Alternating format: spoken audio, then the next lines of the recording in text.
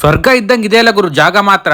ಈ ಜಾಗ ಬೆಂಗಳೂರು ನಿಯರ್ ಇರೋದು ನಮ್ ಪುಣ್ಯ ಅನ್ಕೋಬೇಕು. ಆಫ್ ರೋಡಿಂಗ್ ಎಕ್ಸ್ಪೀರಿಯನ್ಸ್ ಮಾತ್ರ ಬೆಂಕಿ ಇರ್ತೈತಿ. ಹಾಯ್ ಗಾಯ್ಸ್, ಎಲ್ರಿಗೂ ನಮಸ್ಕಾರ. ಬೆಂಗಳೂರಲ್ಲಿ ಇದ್ಕೊಂಡು ಯಾರು ಈ ಪ್ಲೇಸ್ ನ ನೋಡಿರಲ್ವೋ ಅವ್ರು ಮಾತ್ರ ಬರೋ ವೀಕೆಂಡ್ ಮಿಸ್ ಮಾಡದೆ ಹೋಗಿ. ಮತ್ತೆ ನಂದಿ ಹಿಲ್ಸ್ ಹೋಗ್ಬೇಕು ಅಂತ ಪ್ಲಾನ್ ಇದ್ದವ್ರಿಗೆ ಈ ವಿಡಿಯೋನ ಶೇರ್ ಮಾಡಿ. ಯಾಕಂದ್ರೆ ನಂದಿ ಹಿಲ್ಸ್ ಗಿಂತ ಬೆಟರ್ ಆಗೈತೆ ಮತ್ತು ಇಲ್ಲಿ ನಿಮ್ಗೆ ಕ್ರೌಡ್ ಅಂತೂ ಇರೋದೇ ಇಲ್ಲ. ಆರಾಮ್ ಪೀಸ್ಫುಲ್ ಆಗಿ ಎಂಜಾಯ್ ಮಾಡಬಹುದು. ಈ ಲೊಕೇಶನ್ ಬಂದ್ಬಿಟ್ಟು ನಂದು ಹೈಲಿ ರೆಕಮೆಂಡ್ ಆಗಿರುತ್ತೆ. ಯಾಕಂದ್ರೆ ನಾನೇ ಸನ್ ರೈಸ್ ಸನ್ ಸೆಟ್ ಮತ್ತೆ ಮಳೆ ಬಂದಾಗ ಅಂತ 2 ಮಂತ್ ಅಲ್ಲಿ 3-4 ಸಲ ಹೋಗಿ ಬಂದ್ಬಿಟ್ಟಿದೀನಿ. ಯಾಕಂದ್ರೆ ನೇಚರ್ ಗಳ ಮಧ್ಯೆ ಹೋಗಿ ಕುಂತಾಗ ಇರೋ ಸುಖ ಮತ್ತೆ ಆ ಪೀಸ್ಫುಲ್ ಮೈಂಡ್ ನಿಮ್ಗೆ ಕೋಟಿ ದುಡ್ಡು ಕೊಡ್ತೀನಿ ಅಂದ್ರೂ ಸಿಗೋದಿಲ್ಲ. ಮತ್ತು ನೀವೇನಾದ್ರೂ ಕಂಪನಿಗಳಲ್ಲಿ ಕೆಲಸ ಮಾಡ್ತಿದ್ರೆ ಅವ್ರು ಕೊಡೋ ಪ್ರೆಷರ್ ಗೆ ನಿಮ್ ಮೈಂಡ್ ಬ್ಲಾಸ್ಟ್ ಆಗಿರುತ್ತೆ. ಆ ತರ ಇದ್ದಾಗ ನಮಗೆ ಇಂಪಾರ್ಟೆಂಟ್ ಆಗೋದು ದುಡ್ಡಲ್ಲ, ಈ ತರ ಪ್ಲೇಸಸ್ ಗಳನ್ನ ಎಕ್ಸ್ಪ್ಲೋರ್ ಮಾಡೋದು ಮತ್ತು ಪ್ರಕೃತಿ ಒಟ್ಟಿಗೆ ಕೂತು ಮಾತಾಡೋದು. ಗುರು ಜೀವನ ಯಾಕೆ ಹಿಂಗೆ ಅಂತ ನೀವು ತಲೆ ಕಟ್ಸ್ಕೊಂಡು ಕೂಡೋ ಬದಲು ಏನಾದ್ರೂ ಒಂದ್ ಮಾಡಿದ್ರೆ ಏನೋ ಒಂದ್ ಆಗುತ್ತೆ ಅಂತ ನಂಬಿಕೆ ಇರಬೇಕು. ನೀವು ಅನ್ಕೊಂಡಿರ್ತಾರ ಬೈಕ್ ಅಲ್ಲಿ ಸುತ್ತಾಡೋರ್ ಜೀವನ ಎಲ್ಲ ಆರಾಮ್ ಇರುತ್ತೆ ಮತ್ತೆ ನಮ್ಗಳಿಗೆ ಮಾತ್ರ ಕಷ್ಟ ಇರುತ್ತೆ ಅಂತ. ಜೀವನದಲ್ಲಿ ಕಷ್ಟ ಅನ್ನೋದು ಎಲ್ರಿಗೂ ಇರುತ್ತೆ. ಆ ಕಷ್ಟಗಳದ್ದು ಗಾತ್ರ ದೊಡ್ಡದು ಅಥವಾ ಚಿಕ್ಕದು ಇರಬಹುದು, ಆದ್ರೆ ನೋವು ಮಾತ್ರ ಎಲ್ರಿಗೂ ಒಂದೇ ತರ ಇರುತ್ತೆ. ಅದಕ್ಕೆ ನಾವುಗಳು ಇನ್ನೊಬ್ರ ಹತ್ರ ಇದೆ ನಮ್ಮ ಹತ್ರ ಇಲ್ಲ ಅಂತ ಯೋಚನೆ ಮಾಡೋದ್ ಬಿಟ್ಟು ಅವ್ರದನ್ನ ತಗೊಳಕ್ಕೆ ಏನೇನೆಲ್ಲ ಕಷ್ಟಪಟ್ರು ಅನ್ನೋದನ್ನ ನೋಡ್ಬೇಕಾಗುತ್ತೆ. ಇಂದಿನ ನಿಮ್ಮ ಕಷ್ಟಗಳು ಮುಂದೊಂದಿನ ನಿಮ್ಗೆ ಪ್ರತಿಫಲ ಕೊಟ್ಟೆ ಕೊಡುತ್ತೆ. ಅದಕ್ಕೆ ನಾವು ಯಾವ ದಾರಿಲಿ ಕಷ್ಟ ಪಡ್ತಿದೀವಿ ಅಂತ ನೋಡ್ಕೋಬೇಕಾಗುತ್ತೆ. ಕಷ್ಟದ ದಾರಿಲಿ ಸ್ವಲ್ಪ ನೋವುಗಳು ಜಾಸ್ತಿ, ಆದ್ರೆ ಪ್ರತಿಫಲ ಮಾತ್ರ ಕೊನೆವರೆಗೂ ಇರುತ್ತೆ. ಸುಳ್ಳಿನ ದಾರಿಲಿ ನಿಮ್ಗೆ ತಕ್ಷಣಕ್ಕೆ ಪ್ರತಿಫಲ ಸಿಗುತ್ತೆ, ಆದ್ರೆ ನಿಮ್ಗೆ ಅದರಲ್ಲಿ ಖುಷಿ ಕಾಣೋದಕ್ಕೆ ಆಗಲ್ಲ. ಈ ತರ ರೈಡ್ ಹೋಗುವಾಗ ನಿಮ್ ಜೊತೆ ನೀವೇ ಮಾತಾಡ್ಕೊಂಡು ಹೋಗಿ, ಅವಾಗ ನೀವು ಎಷ್ಟು ಸರಿ ಎಷ್ಟು ತಪ್ಪು ಅಂತ ನಿಮಗೆ ಅರ್ಥ ಆಗುತ್ತೆ. ನಾವು ಜೀವನದಲ್ಲಿ ಅರ್ಥ ಮಾಡ್ಕೋಬೇಕಾಗಿದ್ದು ಯಾರನ್ನೂ ಅಲ್ಲ ಮತ್ತು ತಿದ್ದಬೇಕಾಗಿದ್ದು ಇನ್ನೊಬ್ಬರನ್ನ ಅಲ್ಲ, ನಮ್ಮನ್ನ ನಾವೇ ಸರಿಪಡಿಸ್ಕೊಳ್ಬೇಕು.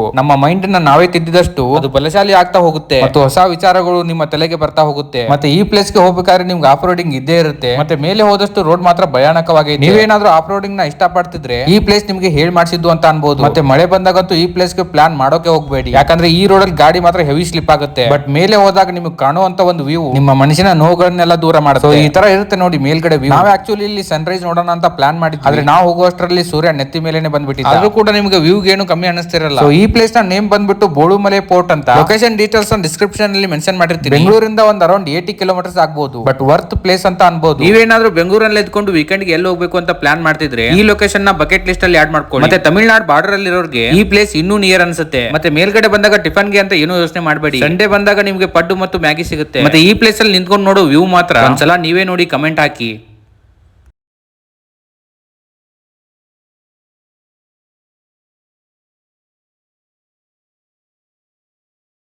ಸೊ ಈ ವ್ಯೂ ಬರೀ ಒಂದ್ ಕಡೆ ಕವರ್ ಮಾಡಿದ್ದು. ಈ ತರ ವ್ಯೂ ನಿಮ್ಗೆ 360 ಡಿಗ್ರಿನೂ ಸಿಗುತ್ತೆ. ಈ ತರ ಗ್ರೀನರಿ ಪ್ಲೇಸ್ ಗಳನ್ನ ಅವಾಗ ವಿಸಿಟ್ ಮಾಡ್ತಾ, ಯಾಕಂದ್ರೆ ಜೀವನದಲ್ಲಿ ಏಜ್ ಜಾಸ್ತಿ ಆಗ್ತಾ ಹೋದಷ್ಟು ಜವಾಬ್ದಾರಿಗಳು ಜಾಸ್ತಿ ಆಗ್ತಾ ಹೋಗುತ್ತೆ. ಇದೇ ತರ ಕಂಟೆಂಟ್ ಗಳಿಗೆ ಫಾಲೋ ಮಾಡೋದನ್ನ ಮರಿಬೇಡಿ. ಮತ್ತೆ ನೆಕ್ಸ್ಟ್ ವಿಡಿಯೋದಲ್ಲಿ ಸಿಗ್ತೀನಿ. ಬಾಯ್.